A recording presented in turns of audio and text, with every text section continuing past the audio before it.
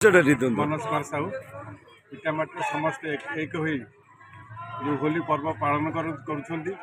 समस्त ग्रामवासी और समस्त अपमान मध्य होली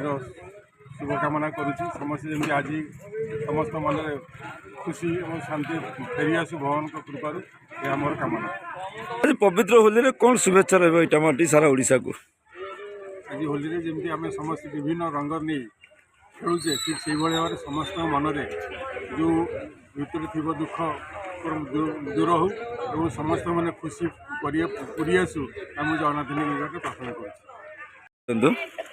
सुरेन्द्र साहू बणिक संघर इटामाटी बणिक संघर सभापति कौन कहे आज पवित्र होली रे आज पवित्र होली उत्सव समस्त इटामाटीर जनसाधारण को इटामाटीर ग्रामवासी को मोर हार्दिक अभिनंदन। यही पवित्र होली अवसर में समस्ते भाईचारार यहाँ हूँ होली भाईचारार उत्सव समस्ते सब प्रकार मनरे दुख अमिलता को भूली जाई आज पवित्र होली अवसर में समस्ते भाईचारा